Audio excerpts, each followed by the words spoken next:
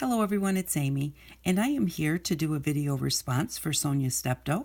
I just put these here just as something for you to look at while I'm talking, and I learned how to make these from Sonya. So she got some pictures off the internet. I'm not great at that, so I just use stamping, but I learned how to make them and how to sew the buttons on so that they are all sewn with one string, and I thought they were really cool, and so I just had to make my own.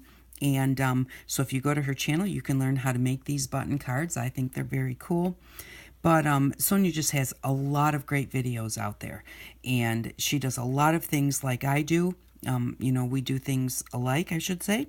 And I just really enjoy her channel. So if you don't know Sonya, go over and check it out. It's Sonya Stepto.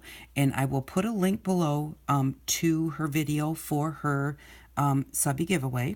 But what she's having is a 5-year subbie giveaway, and it's very easy to join in. All you have to do is be a subscriber and send her a piece of material. One piece is all she's looking for, about 6 inches by 8 inches, so you can fit it in a regular envelope and have it to her by April 25th. And then she's going to do a drawing on April 29th.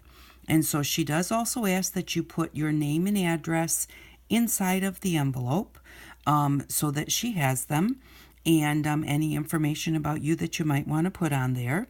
And she has 2 great prizes. She has one of her handmade albums. It's a sewing album, and she also has a goodie pack for her second prize. So, but if you don't know Sonya, go check her out. If you do know Sonya and haven't heard about her challenge, go ahead and go check out her challenge so that you can join in. So I just wanted to let you know about that, show you the button cards that I made that she showed me how to make. And thank you very much for stopping by. I really do appreciate it, and I hope that you all have an outstanding day. Bye-bye.